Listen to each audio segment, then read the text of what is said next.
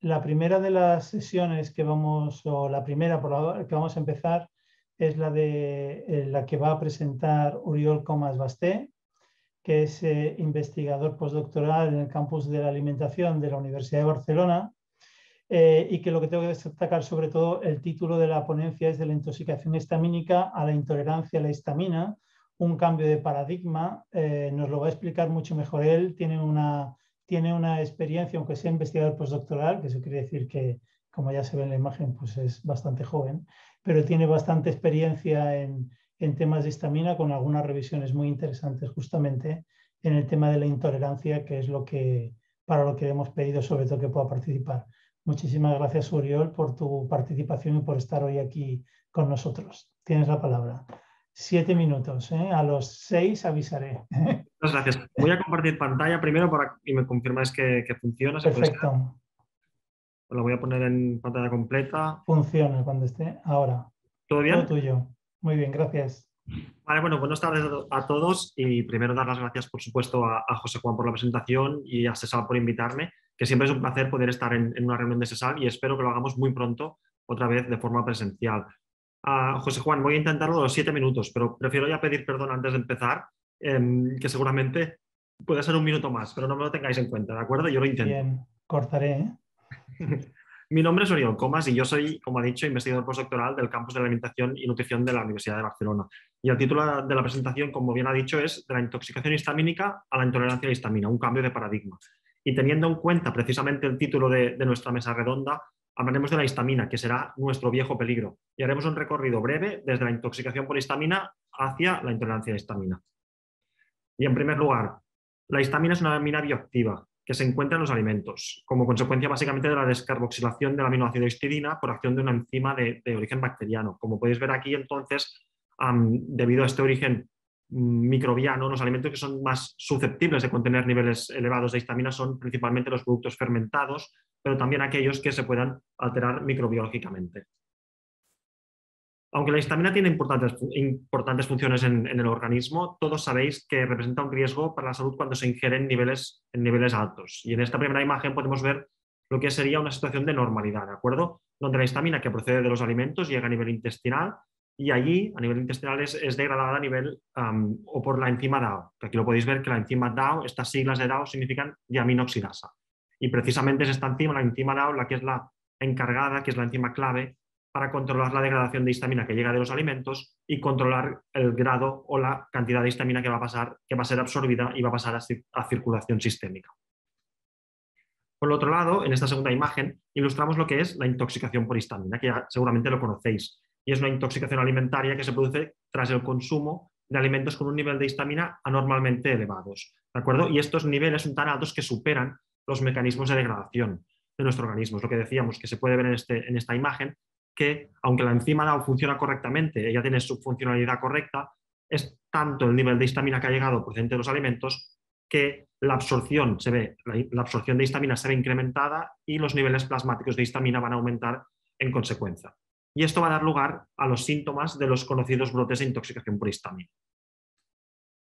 Los brotes de intoxicación por histamina se han estudiado muchísimo durante los últimos años y se han ido aplicando también medidas desde la industria alimentaria para conseguir minimizar la presencia de histamina en los alimentos. Sin embargo, siguen ocurriendo año tras año brotes de intoxicación por histamina y cuando se analizan estos datos se ve que hay cuestiones importantes que aún no están del todo claras, ¿de acuerdo? Y esto es el caso, por ejemplo, de la gran variabilidad que hay en las concentraciones de histamina que se encuentran en los alimentos responsables de estos brotes. Cuando se analiza cuál es el alimento responsable del brote y se cuantifica la cantidad de histamina, se ha visto que allí hay una gran variabilidad. Y precisamente este trabajo que tenéis en la pantalla es un metaanálisis bastante reciente que analizó los brotes de intoxicación por histamina que se han reportado a nivel mundial durante más de 50 años. Y aquí podemos ver claramente esta variabilidad. Aquí supongo que veis mi ratón en la pantalla, que los niveles de histamina en los alimentos que causaban los brotes de intoxicación iban desde los 200 ppm más o menos hasta prácticamente los 10.000 ppm de histamina y por lo tanto es el reflejo de esta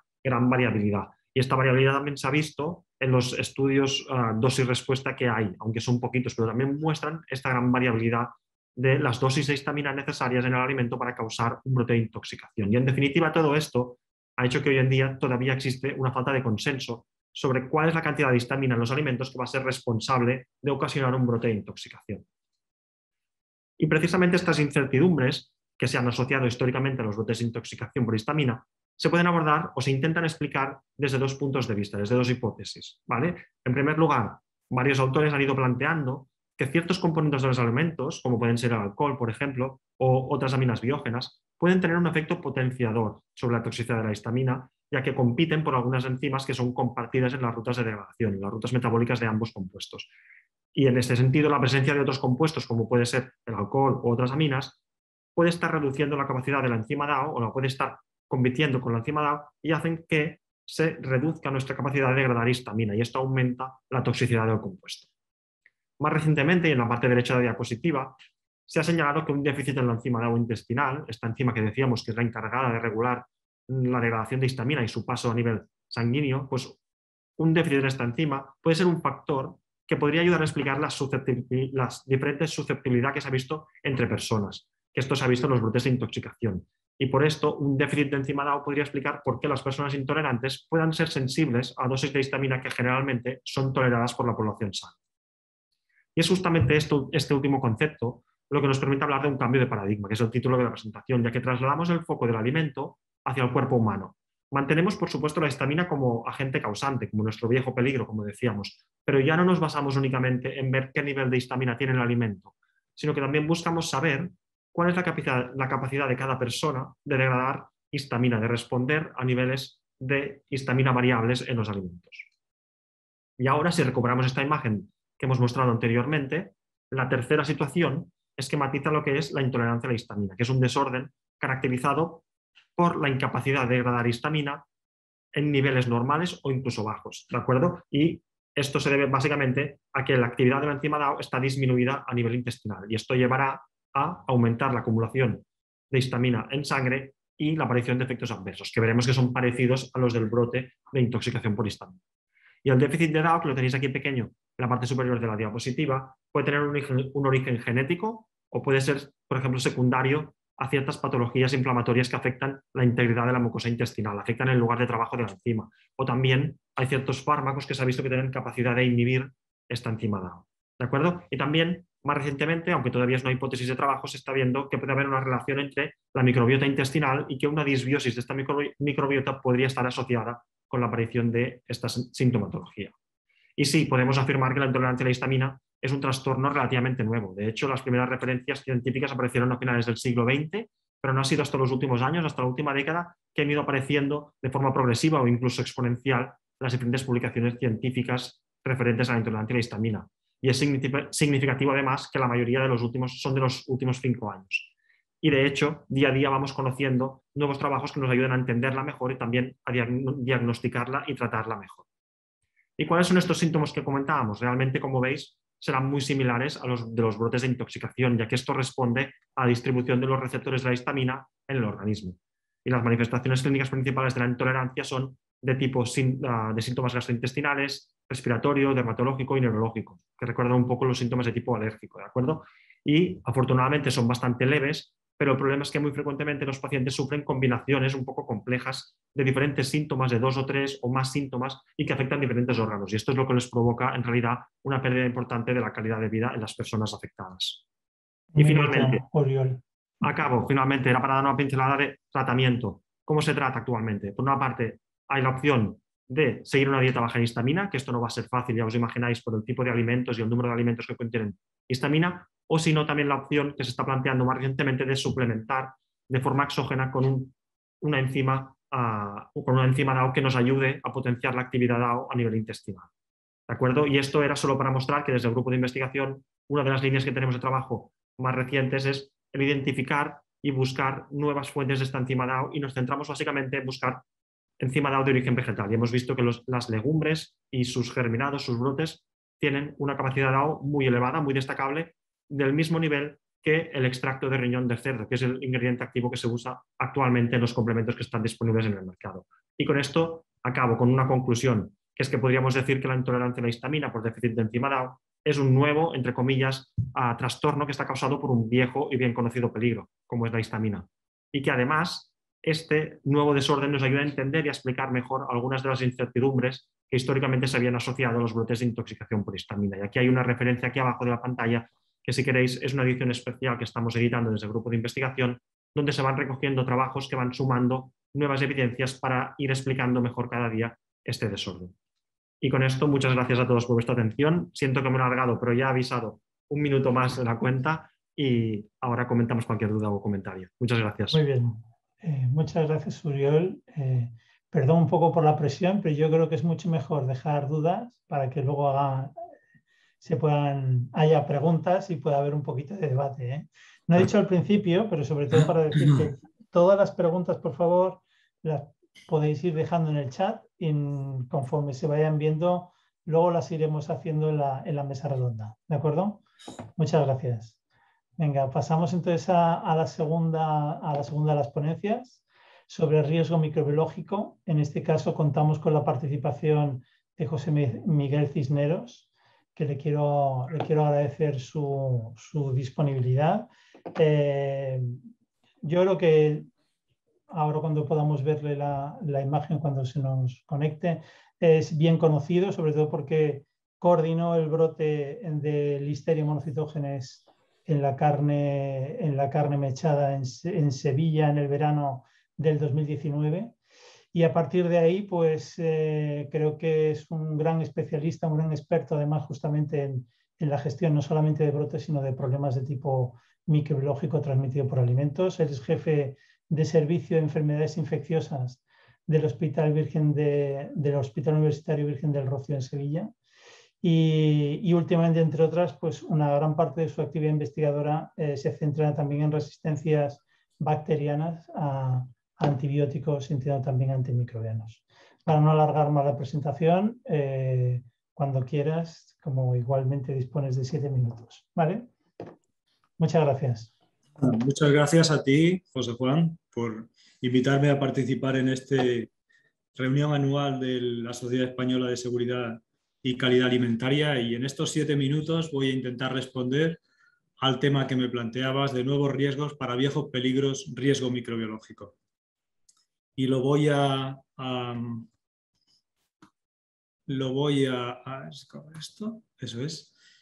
centrar en 2 temas dentro de este espacio tan limitado. Por una parte, las clásicas toxinfecciones alimentarias, y luego la segunda parte, las resistencias bacterianas. En resumen, las toxinfecciones alimentarias suponen un extraordinario problema, una de las principales causas de enfermedad del ser humano, aún en el siglo XXI. Y estos son datos de Estados Unidos, con 48 millones al año. La etiología es muy variada, incluye todos los microorganismos patógenos para el hombre, incluidos las toxinas que producen, y tienen una mayor vulnerabilidad las personas en extremos de la vida, las personas inmunodeprimidas y las embarazadas. Aunque la mayoría de los casos son infecciones autolimitadas o leves, no están exentas de gravedad y hay secuelas a largo plazo bien conocidas, como la insuficiencia renal en las infecciones por E. coli productor de SIGA o el Guillain-Barré en el Campylobacter. La forma de presentación característica es aislada en la gran mayoría de los casos, pero también en brotes, y el diagnóstico sigue siendo clínico, fundamentalmente clínico, para pasar a la confirmación microbiológica mediante el cultivo convencional o las nuevas técnicas de diagnóstico molecular. El tratamiento es fundamentalmente sintomático y la prevención incluye a la cadena alimentaria y sin duda la formación. Estas son las principales características patogénicas de los microorganismos que ocasionan toxinfecciones alimentarias, y que son el tamaño del inóculo, la adherencia que tienen a las células intestinales, la producción de toxinas y la invasión celular.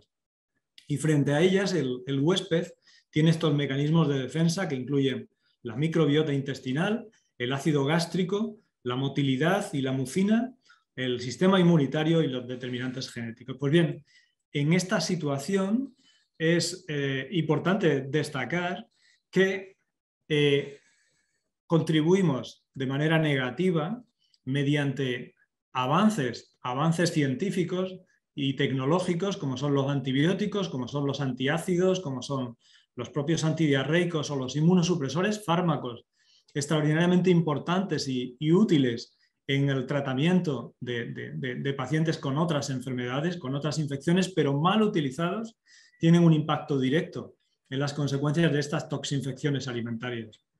De manera que los antibióticos contribuyen a reducir la diversidad de la microbiota y con ello a aumentar el impacto clínico de las infecciones alimentarias.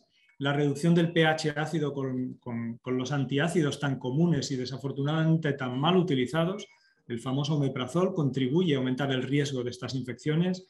Los propios antidiarreicos, que son un tratamiento sintomático de estas infecciones, se tornan un elemento en contra de la defensa y sin duda los inmunosupresores que facilitan la diseminación, la formación de infecciones diseminadas.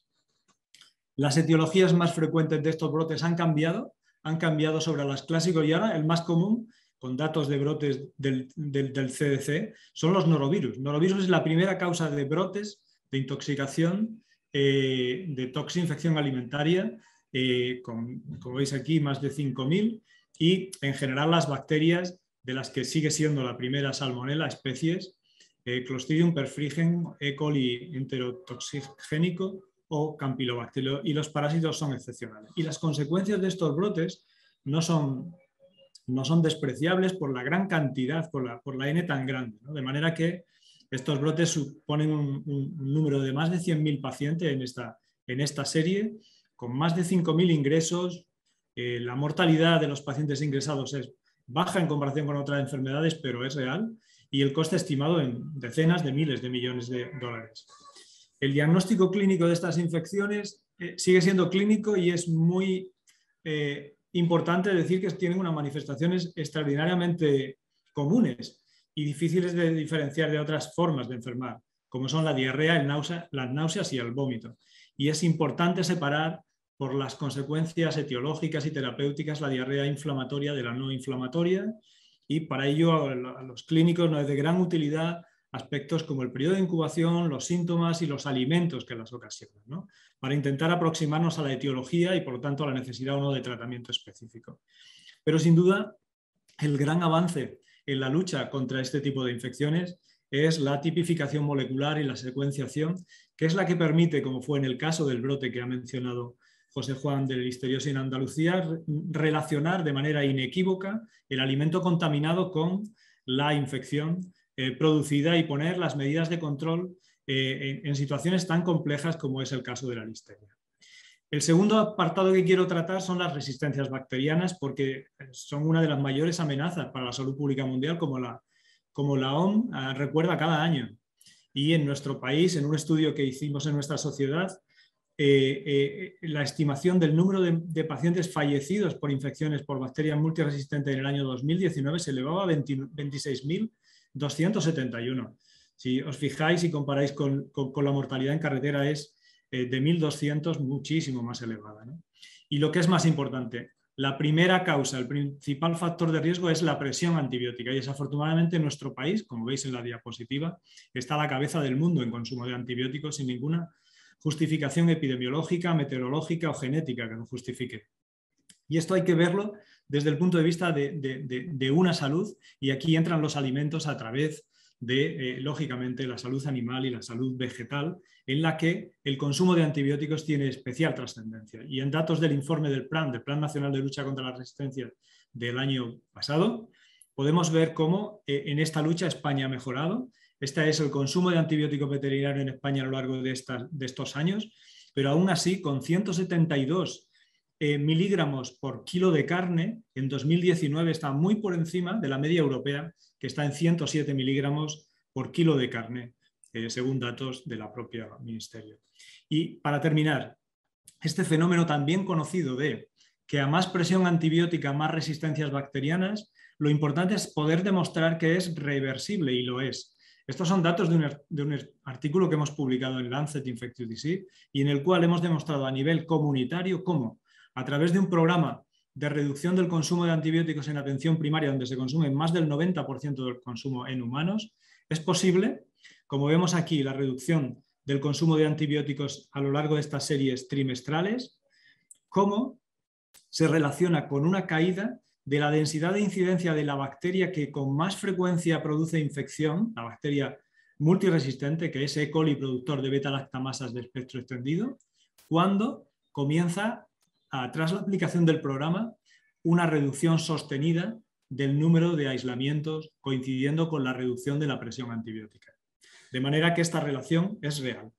A más presión antibiótica, más resistencias y viceversa. Si bajamos las resistencias, la presión antibiótica, bajan las resistencias. Y esto, comparado con Europa, lo vemos aquí. Esta es la evolución en Andalucía del coli productor de beta-lactamasa de espectro extendido, y al mismo tiempo en Europa podemos ver el incremento sostenido. Nada más, muchas gracias. Espero haber sintetizado estas dos ideas de estos dos nuevos peligros que realmente no son tan nuevos, sino sencillamente es haber puesto la luz en lo que supone el uso indebido y el abuso del tratamiento antibiótico y su impacto en la alimentación y en las resistencias bacterianas. Muchas gracias. Muy bien, muchísimas gracias y también por ajustarte al tiempo.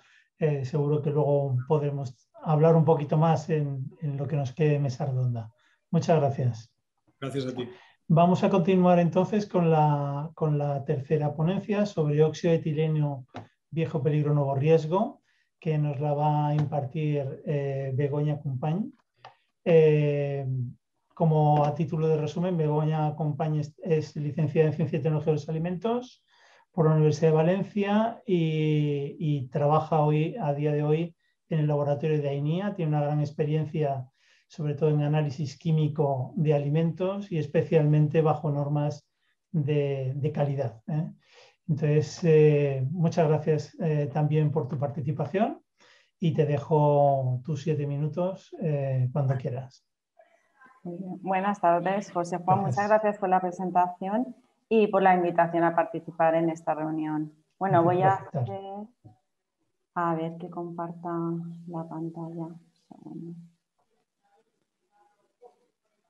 Vale. A ver, espera. No estoy compartiendo, ¿verdad? No lo he hecho. Vale. Arriba tiene que haber algún... Sí. Ah, vale, ya lo tengo, ya lo tengo. Vale, ahora sí, ¿verdad? Ahora. Vale, perfecto. Ponlo lo más ¿sí? grande posible y Vale. así ya está. Perfecto. Perdona. Muy bien. Vale. Venga, bueno, gracias. Gracias. Voy a hablar sobre el óxido de etileno, que aunque es un compuesto que es un viejo conocido, debido a la detección de concentraciones superiores al límite legislado, ha creado una alerta sanitaria recientemente. Vamos a ver un poco de introducción, la legislación aplicable, las alertas sanitarias que han habido y los métodos de análisis para este compuesto.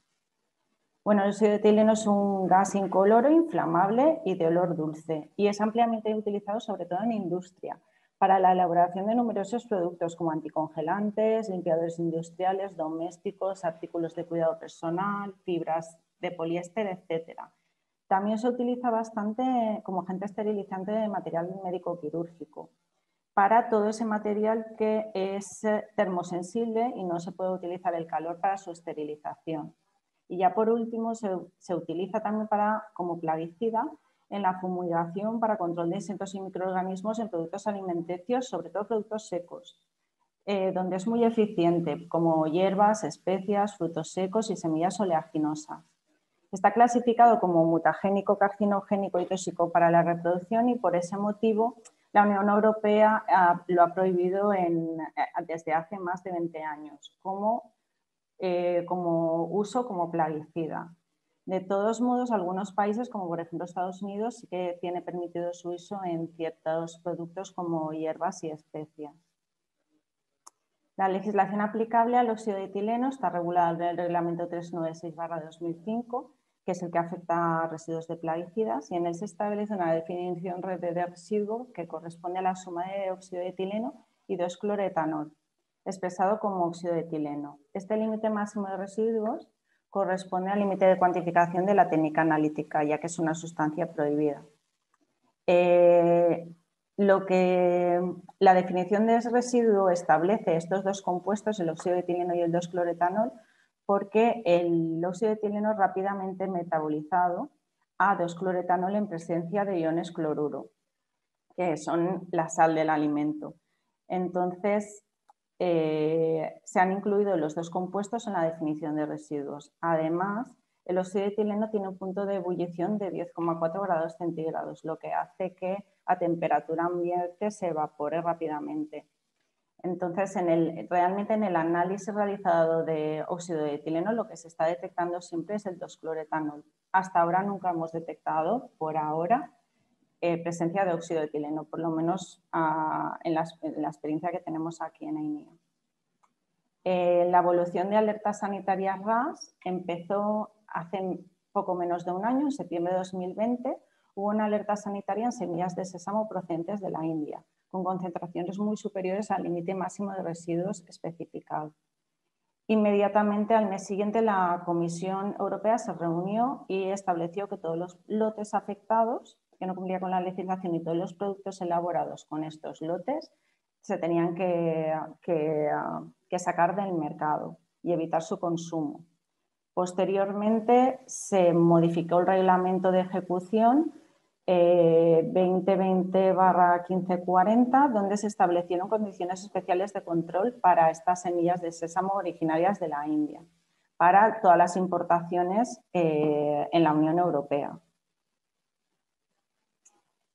Este mismo año, junio de 2021, que ha sido la alerta más importante, se detectó también presencia de óxido de etileno muy superior al límite máximo legislado en un aditivo alimentario que es la goma de garrofín, que se había utilizado principalmente en helados.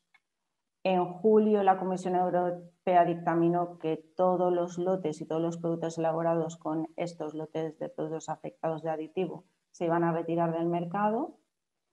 Y la última publicación, la última reunión que ha habido en la Comisión Europea ha sido este mismo mes, el 4 de octubre, con el fin de clarificar aspectos regulatorios y técnicos sobre el óxido de etileno, ya que se está detectando, ahora veremos en toda la tipología de productos que se está detectando el óxido de etileno, y había muchos productos como por ejemplo los aditivos y otros productos que no tenían límite legislado. Al no tener límite legislado no había homogeneidad en el criterio de los diferentes países europeos. En esta reunión se estableció que para aditivos el límite máximo de residuos que se iba a establecer con fines de rechazo de mercancías era 0,1 miligramo kilo, salvo aquellos aditivos que tienen una regulación específica en el reglamento 231/2012, en los que se establece un criterio de pureza de 0,2 ppm. En alimentos compuestos, el LMR por defecto se establece en 0,02 y en suplementos alimenticios, incluidas las cápsulas, es de 0,1. Y adicionalmente ya adelantan que se va a establecer medidas de control de todas las importaciones de terceros países de goma xantana, goma guar, carbonato cálcido, suplementos alimenticios y tallarines. Aquí tenemos un resumen de todas las alertas RAS que ha habido desde el año pasado. Han sido 690 solo de óxido de etileno y los principales productos afectados han sido cereales y productos elaborados a base de ellos, productos dietéticos, suplementos alimenticios, aditivos alimentarios, hierbas de especias, los helados, por supuesto, frutos secos y otros productos. Sobre todo los otros productos son alimentos compuestos elaborados a base de estos iniciales. Por países europeos, España ocupa el cuarto lugar en incidencia de alertas sanitarias que haya detectado óxido de etileno. Y ya por último, para finalizar, el método analítico, para cumplir el reglamento hay que analizar el óxido de etileno y el 2-cloretanol. Entonces, es muy importante recalcar que es muy importante que tras este tipo de alertas los laboratorios tengan rapidez en la puesta a punto de los métodos analíticos, ya que cuando esta alerta empezó se analizaban muy pocos laboratorios en Europa y no había ningún laboratorio acreditado para este análisis. El método es bastante complejo, hay diferentes técnicas. Unas analizan el óxido de etileno y 2-cloretanol, otras convierten el óxido de etileno a 2-cloretanol y lo analizan como suma, y otras lo que hacen es convertir el 2-cloretanol en óxido de etileno. Y casi todas se analizan por espectrometría de masas, cromatografía, acoplada a espectrometría de masas. Y aquí acaba mi presentación. Muy bien, Begoña, muchísimas gracias. Me he ceñido al tiempo, ¿no? Sí, sí, vamos, pero vamos al segundo, o sea que muy bien, muchísimas gracias. Vale. Quiero recordaros otra vez que para las preguntas tenéis el chat abierto, ya tenemos algunas que van a ser respondidas después en la mesa redonda, pero os animo a que pongáis más preguntas para que haya un debate mayor, ¿vale?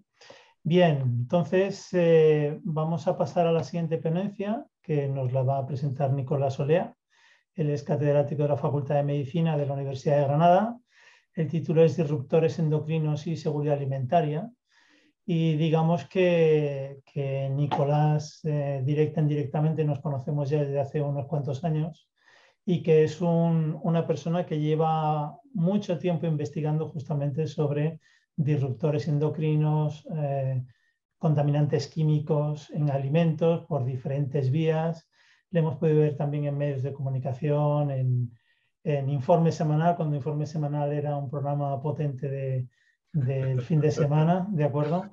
Y entonces, bueno, pues es alguien que conoce perfectamente todo lo que tiene que ver con esta contaminación química que se presenta como un riesgo importante de aquí, de cara al futuro. José Juan, muchas gracias por la presentación y darme la oportunidad de estar en CESAL y sobre todo de escuchar las presentaciones previas, porque he estado con mucha atención y realmente lo que se aprende en 15 minutos, en 30 minutos es mucho. Gracias por la invitación. Voy a compartir tiempo. Venga, un saludo, gracias. Voy a compartir pantalla. Perfecto. Bien. Muy rápidamente, lo que tenía yo que hablar era fundamentalmente en relación a una exposición particular a disruptores endocrinos vinculada al envase alimentario. Fundamentalmente porque está en discusión en estos días, incluso mañana acaba algún plazo, tanto la ley de envases y la ley de residuos de envases como la ley de residuos y suelos contaminados, en donde se vuelve a hablar después de 20 años con mucha urgencia de la regulación del impacto ambiental y sobre salud humana de los materiales que se están utilizando para los envases alimentarios y para los líquidos y otras series de productos de consumo. Nos interesa, y es lo que yo quiero comentar, la regulación existente y la carente en lo que se llama materiales en contacto con los alimentos. Y me centraré fundamentalmente en plásticos. Y ahí nos referimos tanto a los fragmentos o los monómeros del polímero, los aditivos que utiliza el plástico. Recordad que hay un catálogo de más de 600 aditivos para hacer cualquier plástico, una botella de PET o un envase de poliestireno, y que nunca están declarados porque no hay obligación de cómo se ha fabricado, y los contaminantes que adquieren esos plásticos fundamentalmente en su viaje medioambiental. Muchos de los contaminantes orgánicos persistentes antiguos que tanto hemos tratado durante años, PCBs, dioxinas y organoclorados, pues quedan adheridos a los plásticos marinos porque no son solubles en agua. Esta es la nueva visión de comida, ¿no? Fundamentalmente tras COVID-19, yo llamo 2019 AC, antes de COVID las cosas eran diferentes, ahora esto es la presentación nueva, que no la ha exigido la administración, ni siquiera el público, porque el mostrar la fruta en una bandeja de poliestireno con un film de polietileno no mejora ni las características organolépticas, ni siquiera los riesgos microbiológicos. Esta es una imposición puesta por los comerciantes y que, según ellos, pues mejora el manejo y la rapidez en la elección por parte del consumidor. Hay situaciones muy raras, extrañas, que son permisivas, como la aparición en el mercado de estas bolsitas de té, de polietileno, que sustituye a la antigua y clásica bolsa de celulosa, y que, según nuestra amiga Laura Hernández de Canadá, supone cada infusión y cada té que uno se toma, pues billones americanos de nano y micropartículas por infusión. Una exposición de forma gratuita a unos microplásticos que ya se han incorporado dentro del organismo humano y que los italianos ya hablan de la presencia en placenta y se han inventado el término de la plasticenta, y que ahora, como pasa siempre en la clase científica, lo que ellos discuten es si esto ha ocurrido por endocitosis en la pared intestinal o por absorción por el árbol bronquial. El caso es que el envasado, el packaging, sigue siendo el gran destino del plástico en el mundo. Anualmente se fabrican o se producen plástico en 146 millones de toneladas que fundamentalmente se convierten en residuos. Es cierto que la construcción también utiliza muchos materiales plásticos, pero no los dejan en la casa para siempre, ¿no? El siguiente es textil, pero no es el momento de hablar de eso. El caso es que el control del envasado significaría una reducción importante de la exposición y una reducción importante de la generación de basura. Tengo 3 ejemplos de plástico para ver situaciones que no están resueltas. Uno de ellos es el famoso Tetra Brick, que se está popularizando ahora en los envases de agua. Ayer lo recibí aquí en un congreso, bebe agua en cartón, y donde en países como en España está sin resolver el problema, puesto que el reciclado completo del envase no es posible, ya que la última fábrica que era capaz de separar el aluminio del polietileno cerró en el año 2019 porque no le era rentable. Entonces, al final tenemos una promoción de ciertos tipos de envases con una solución muy precaria en cuanto a la recuperación. Es cierto que se recupera el cartón, pero malamente se recupera el aluminio y el plástico, que acaba o bien incinerado en las provincias donde se incinera, o bien, como en la mía, triturado y enterrado.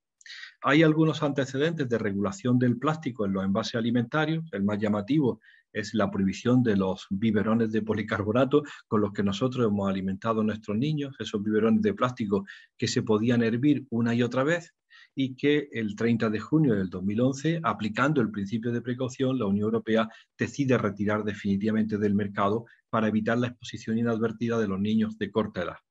Y ahora todo es BPA free, ¿no? Libre de bisfenol A. Pero aparecen en el mercado biberones para adultos, si lo pongo así probablemente lo reconoceréis mucho mejor, que son el mismo policarbonato con los mismos riesgos de cesión del monómero y para toda la población. Es decir, cuántas mujeres embarazadas o en edades de embarazarse o con posibilidad de estar embarazadas están sometidos a la exposición a este bisfenol A de envases de policarbonato que por el momento no se han regulado. Y el último de los ejemplos es la regulación lenta, terriblemente lenta, por ejemplo, del bisfenol A en las resinas epoxi dentro de las latas de conserva.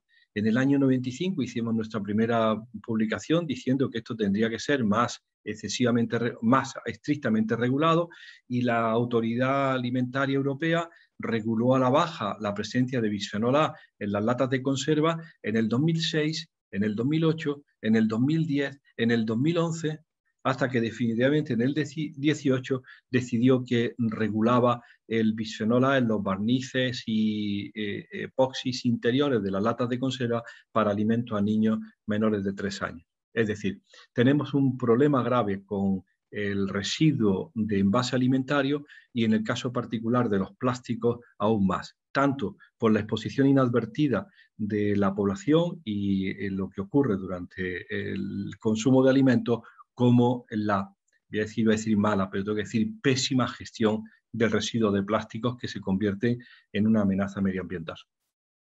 Gracias por el tiempo y por darme esta oportunidad. Pues muchas gracias también, sobre todo por ajustarte al tiempo. Y bueno, pues la idea justamente era disponer de más tiempo para poder comentar en mesa redonda pues los diferentes puntos que se han ido escuchando, y sobre todo felicitaros a todos por la calidad de las presentaciones y la concreción en los problemas reales que nos vamos encontrando, ¿verdad? Voy a empezar a hacer de las preguntas que han ido llegando al chat. Entonces podéis abrir todas las cámaras si queréis, eso es, porque así ya podemos contestar en función de a quién vaya dirigida. Tengo una primera pregunta de Aarón que hace sobre el tema de la histamina, por lo tanto hacia Uriol Comas, y dice, ¿se puede tener una dieta equilibrada, baja en histamina, sin suplementación o sería complicado? Vale, pues mira, tengo que agradecer a Aarón porque esta pregunta va muy bien, porque he tenido que pasar muy rápido este tema en la presentación y así ahora lo podemos comentar. Realmente, por lo que he dicho, se podía intuir que seguir una dieta baja en histamina que fuera equilibrada, que fuera saludable, no sería fácil, ¿no? Porque los alimentos que hemos comentado que tenemos que excluir eran pues todos aquellos fermentados, porque allí sabemos que las bacterias del ácido láctico van a estar pueden producir niveles elevados de histamina. Cualquier producto fresco que se pueda alterar, pues también será susceptible. También, que no lo he comentado esto por falta de tiempo, pero hay productos vegetales como son el tomate, la berenjena, las espinacas, que también tienen de forma natural, de forma endógena, niveles de histamina, aunque no son tan altos como los fermentados, por ejemplo, pero bueno, tendrían que excluirse muchísimos alimentos. Y entonces sí que se hace, y yo sé que a nivel de práctica clínica hay clínicas de nutricionistas, dietistas que hacen o plantean dietas bajas en histamina, y esto sería un punto importante. Si se hace, sería que hacer con asesoramiento de un nutricionista y dietista, porque si no es imposible que sea nutricionalmente equilibrada. Y después, la suplementación, a nosotros nos parece que es una estrategia muy buena para poder seguir una dieta un poco más normal, para poder ir incluyendo todo tipo de alimentos progresivamente, que es lo que se hace. Se pone una dieta estricta y se va incluyendo una dosis de momento de suplementación y poco a poco se van incluyendo algunos alimentos para ir probando hasta qué punto puede tolerar cada persona, porque también habrá un punto aquí de diferencias en la tolerancia individual en estos niveles. Creo que con esto más o menos yo tengo algo de esto que comentas, ¿no? Claro, si ahora además los alimentos, bueno, veremos a ver en un futuro, ¿no? Pero cada vez la idea es que el alimento tenga menos tratamiento, que sea más, lo más parecido a un alimento fresco. Aquí hay crecimientos de microorganismos, hay alimentos que se fermentan, hay bacterias que empiezan a crecer. Las enterobacterias ya en principio son indicadores de calidad, pero no entran dentro del control habitual. Luego las aminas cada vez irán subiendo más en esta digamos, nueva alimentación, y si encima nos cortan la luz, pues también todavía las bacterias subirán más y habrá más formación de estas aminas, ¿no? Luego se espera que el problema quizás vaya un poco más, ¿no? Entonces, la gente al final, que la solución que sería tomarse una pastilla, ¿sabes? Una capsulita justamente para que tenga ese efecto controlador.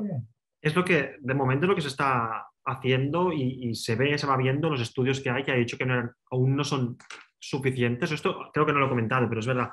Los estudios de eficacia de la dieta y la suplementación, hay muchos o ya bastantes de la dieta. De la suplementación hay menos, pero se van generando datos en este sentido, y aunque de momento tienen limitaciones de número de muestras, de tiempo de intervención, sí que es verdad que todos apuntan a una eficacia de estos tratamientos y de la combinación. Y esto sería lo ideal, como decía José Juan, pues esta persona sabría que antes de cada comida tendría que tomar, por ejemplo, una cápsula con enzima DAO para poder después digerir correctamente, degradar correctamente la histamina de los alimentos. Sí, sí, efectivamente. Sí, pero sobre todo que sea natural. ¿Sabes? Que con el tema este de natural estamos un poco ahí. Exacto, sí, sí. Pero bueno, interesante, muchas gracias. Tengo otra pregunta, en este caso es para José Miguel Cisneros. Nos la hace Roberto Ortuño, y dicen, ¿existen datos del impacto comparado entre el uso en salud humana, el uso de antibiótico en salud humana y su relación con la inducción de resistencias a bacterias, ¿no? Entonces, esa comparación entre uso humano o veterinario, ¿qué pasa? Bueno, gracias, Roberto. ¿Quién domina o cómo va? Gracias, Roberto, por la pregunta. Es una muy buena pregunta, y que yo conozca no hay ningún estudio que compare este impacto diferente, pero creo que se puede hacer una aproximación a la pregunta, ¿no? Y es que si tenemos en cuenta que aproximadamente el 80% del consumo de antibióticos es de origen animal, se produce en animales, uno pensaría que si esto fuera proporcional, las resistencias estarían en una proporción muy superior al consumo humano generadas por el consumo de antibióticos en veterinaria. Pero no es así y sí que tenemos un ejemplo del consumo de antibióticos en atención primaria, ambulatorio y en hospital. Esto aproximadamente representa el 90 y el 10%, 90% primaria, 10% hospital. Pero la mayoría de las resistencias se generan en los hospitales, porque no es solo la cantidad, es la distribución, el número de gramos de antibiótico por loseta.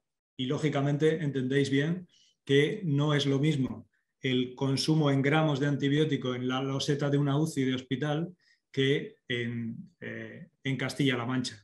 De manera que el impacto fundamental es de consumo humano y particularmente en hospitales, donde se dan las condiciones de una presión máxima sobre la microbiota de los pacientes, que es la que aumenta de manera más rápida la selección de resistencias. Pero no hay que olvidar que la otra selección sucede también y que la lucha contra las resistencias es global y hace falta hacerla en la UCI, hacerla en las plantas de hospital, en atención primaria, pero también en animales porque el impacto es real. Y hay varios ejemplos de esto, ¿no? Hay un vídeo que acabó con el consumo de antibióticos en Holanda y fue un vídeo hecho por el padre de una niña que ingresaron a la niña con una infección muy grave por aurio resistente a meticilina y no encontraban los médicos que la atendían ningún factor de riesgo para esta resistencia, los clásicos, ingreso previo, cirugía, etc. Entonces investigaron a los padres y el padre tenía en la nariz el estafilococo aureus resistente a meticilina. Pero él tampoco había tomado antibióticos, ni había estado en hospital, etcétera, etcétera. ¿Y usted qué se dedica? Yo soy granjero. ¿De qué? De cerdos. Y comprobaron que los cerdos tenían el aureus meti-R y que daba quinolonas a los cerdos para engordar. De manera que el hombre hizo un vídeo cuando la niña se curó, llorando, diciendo que sin saberlo había estado a punto de matar a su hija. Y aquello acabó con el consumo en Holanda de antibióticos, que ahora ya está prohibido, pero fue muy importante. De manera que ese sería el orden, ¿no? Consumo en humanos, hospitales, primaria, pero también en animal. Gracias. Y en el caso, por ejemplo, de las enfermedades de transmisión alimentaria, los microorganismos que, pues claro, al final, cuando aparece un brote, os lo encontráis en el hospital. Os encontráis el microorganismo en el hospital. En el caso de la listeria fue un brote muy importante, masivo y muy centrado en Sevilla, pero también hay otros, como os has dicho, de Salmonella, Campylobacter o tal, ¿no? En esos casos, los microorganismos que llegan en brote, ¿el nivel de resistencia a antibióticos es superior a otros o no? O en el caso de listeria recuerdo que hicisteis un tratamiento bastante intenso con antibióticos, sobre todo en cuanto se detectaba el patógeno y que se solucionaba. El problema era de fácil solución. Entonces, ¿se ven ahí también microorganismos altamente resistentes o no? Sí, en este caso, en el caso de la listeria no tuvimos problema porque fue sensible afortunadamente a las penicilinas y el tratamiento con penicilina oral o intravenosa fue muy eficaz y justificó la precocidad del tratamiento, que la mortalidad siendo listeriosis invasiva estuviera en el 2% cuando lo conocido e incluso durante brotes está por encima del 10-20%. Pero sí es verdad que hay otros brotes ocasionados por bacterias de alimentos contaminados resistentes y el ejemplo más clásico es Campylobacter resistente a quinolonas por haberle administrado quinolonas al pollo para que no tenga diarrea. Esto está muy bien recogido y analizado y hay una relación directa entre la administración de quinolonas al pollo en la granja y la población que consume esas quinolonas tiene Campylobacter produciéndole gastroenteritis o siendo portador asintomático de Campylobacter resistentes a quinolona. Esto hubo un estudio pionero que fue muy alarmante, publicado en el New England, en el que ciudadanos de Minnesota investigaron el porcentaje de portadores rectales de Campylobacter resistentes a quinolona y encontraron 3 factores de riesgo. El primero, que hubieran tomado quinolonas previamente. El segundo, que hubieran consumido pollo. Y el tercero, que hubieran viajado a España, que era el primer país consumidor de quinolonas. Y esto está publicado en el New England. Está bien. O sea, que entonces ahí sí que hay una cuestión concreta de ese microorganismo porque viene directamente del pollo, ¿no? Exacto. Quizás en los ambientales a lo mejor no tanto, ¿no? Exacto. Muy bien, pues muchas gracias. Tengo otra pregunta, en este caso es para Nicolás Olea, Sí. que pregunta, ¿es similar el peligro que supone el policarbonato cuando el envase es calentado previamente o no lo es? Es mayor riesgo. Los plásticos es siempre muy frecuente que tanto la reutilización muy continuada y el calentamiento, el calor, lo que más liberan los monómeros y los aditivos. De hecho, la figura del biberón se daba en todas las circunstancias. Los padres servíamos los biberones todos en la misma olla y los teníamos siempre perfectamente estériles, y además se reutilizaban porque estaban para ello, ¿no? Yo recuerdo con mis niños que los tirábamos cuando ya que habían perdido la transparencia y estaban hasta estéticamente feos, ¿no? Eso favorece enormemente la liberación. De hecho, el bisfenol A que se libera de las resinas epoxi del interior de las latas de conserva es fundamentalmente en el momento del autoclavado de esas latas. Una recomendación general es que los plásticos no deberían de reutilizarse, ¿de acuerdo? Estamos ahora hablando de la reutilización. El plástico alimentario no debería de utilizarse, puesto que cuanto más se utiliza, más lábil es. Muy bien, entonces en el caso de, porque acá hoy en día, digamos que en casa, casi todo lo que estamos utilizando, y yo diría que casi para niños, los platos, incluso cubiertos y tal, son de plástico. Así es una invasión del plástico en el menaje y con un cierto de advertencias, unas veces por el monómero en sí, como el caso del bisfenol A, otras veces por el aditivo que lo hace resistente a la grasa. Ahora la Unión Europea acaba de prohibir definitivamente 8 perfluorados que están en todo eso de la comida rápida y todo lo que hace que un cartón o que un papel de pronto tenga esa calidad o esa característica mágica de no mancharse con la grasa del atún o la grasa de las patatas fritas, ¿no? Todo eso está regulado o se está intentando regular y habría que buscar, como muy bien has dicho, líneas diferentes al plástico, fundamentalmente volver al cristal y al metal y a otros materiales en el menaje de cocina, ¿no? Bueno, y ahora que me hablas justamente del metal, ¿no? ¿Qué pasa entonces con el microondas? Porque claro, hoy en día el microondas es omnipresente, ¿no? Incluso Pues, la gente piensa, ¿no? Ah, seguro que el microondas es cancerígeno. A mí es una pregunta habitual, José Juan, microondas tal, y sin yo creo embargo que todo el mundo lo utilizamos, ¿no? pero yo creo que el microondas y el tupper de plástico es la tormenta perfecta. Es como Oriol había diseñado cualquiera de sus experimentos. Es decir, vamos a ver cómo llegamos a la situación máxima, ¿no? Vamos a poner calor y además en plástico. El microondas y el tupper se puede solucionar de una manera, que es utilizar tuppers de cristal que pesan más, con tapadera de plástico, perfecto, y en el momento que se va a calentar se le quita la tapadera, se tapa con un plato para que no salpique, que ya sabemos todos cómo salpica, y se evita el calentamiento del plástico. Y sobre todo no se utiliza. Otra cosa, José Juan, el plástico no va al lavaplatos, nunca. Un tratamiento de lavaplatos es la mejor manera de dejar el satinado del plástico libre y que los aditivos y los monómeros pues empiecen a difundir. Hay mucha gente que, bueno, nunca, yo creo que la mayoría de la gente los limpia en el lavaplatos, porque por comodidad va todo allí. Pues hay que evitar eso, hay que sustituir y buscar otros elementos mucho más seguros y además evitar el calentamiento, como decía el que preguntaba, ¿no?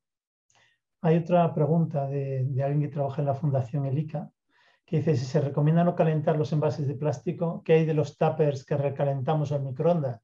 Yo creo que Pues para eso lo sabe muy bien José Miguel y Begoña seguro, para los investigadores que se llevan su comida al mediodía porque no quieren la cantina, porque están hartos del sabor del hospital, y procurar buscar otras formas, ¿no? Hay muy buenos tuppers, fiambreras de metal, hay muchísimos materiales de aluminio y de acero, en donde después se puede calentar fuera de ahí, en el mismo plato que lo va a consumir, y también el cristal. Hay que volver a esas líneas, porque el plástico ya está publicado, es que ya los datos están.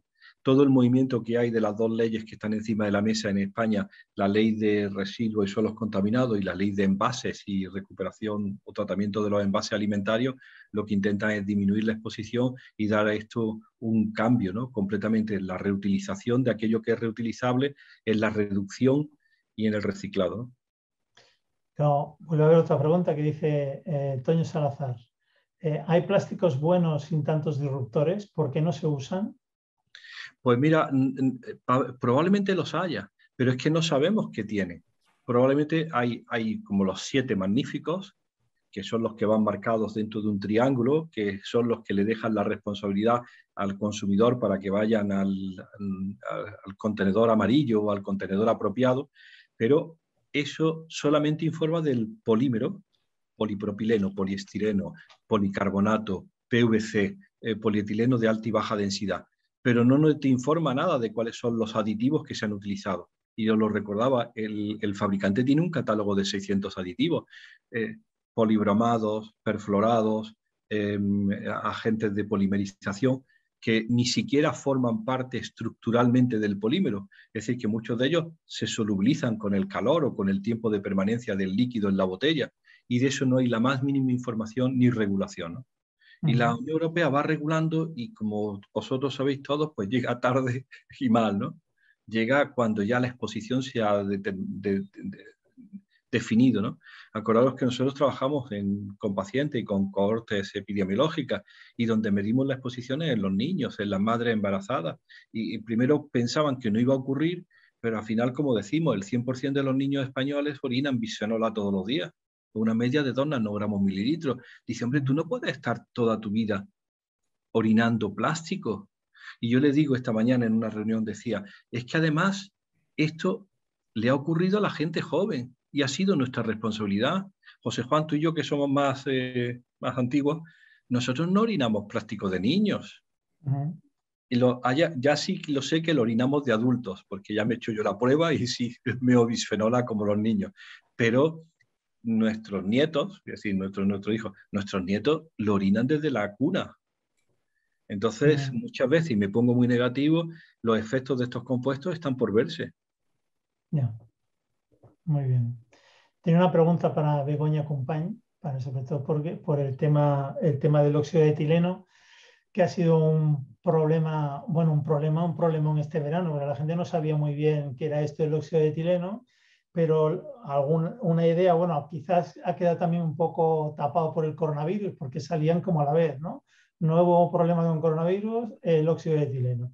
Parecía como que los helados eran un problema, vamos, que justo en verano te dicen que los helados son tóxicos, pues ¿qué pasa con esto? Porque en principio la retirada fue porque realmente la concentración estaba por encima de los límites, o los límites no estaban claros. Digo, porque en tu presentación parecía como que en octubre ha habido una reunión donde se han centrado los límites de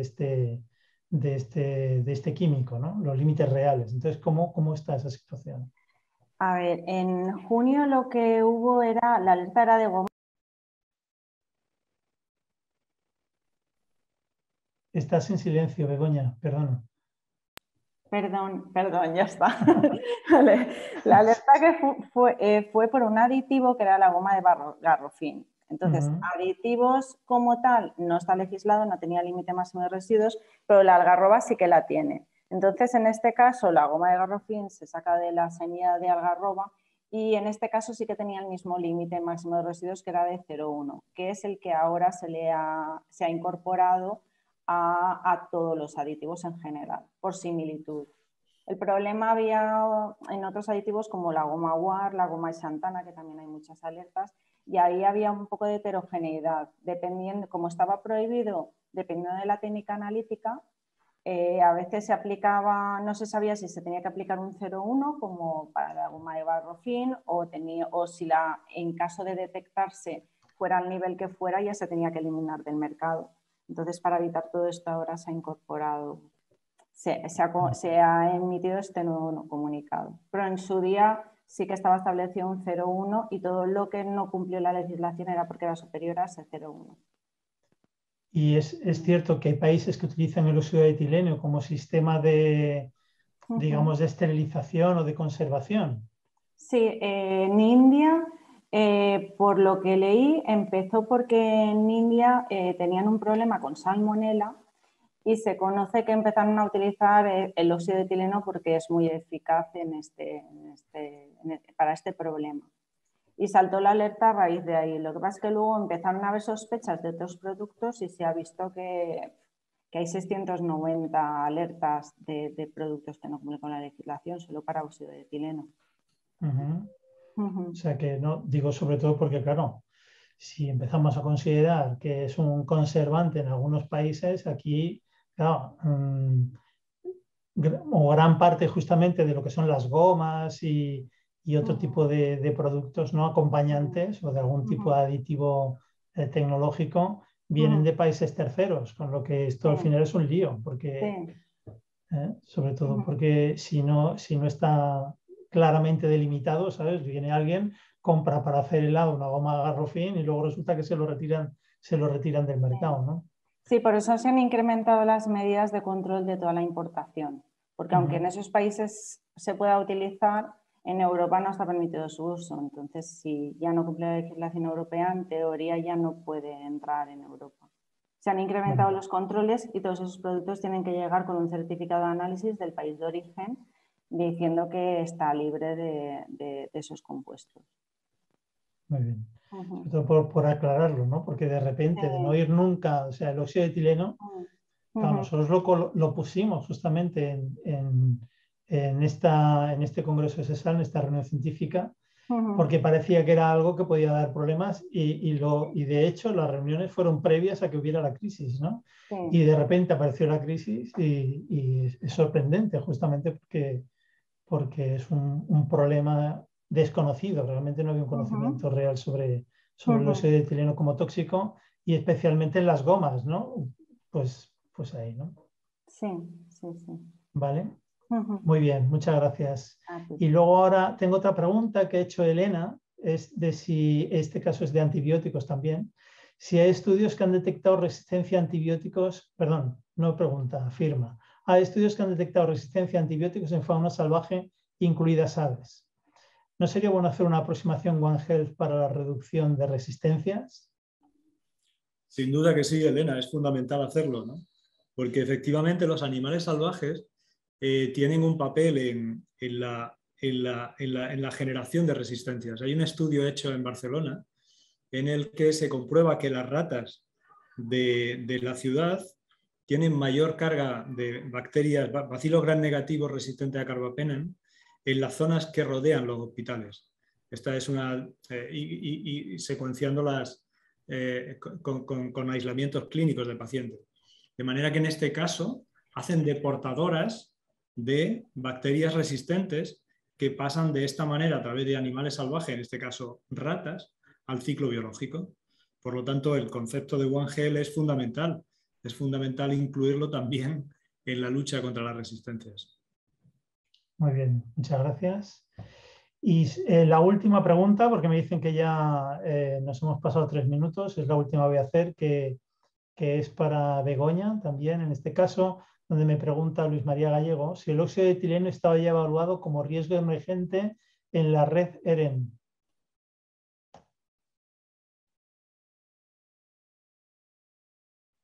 Estás en silencio, Begoña.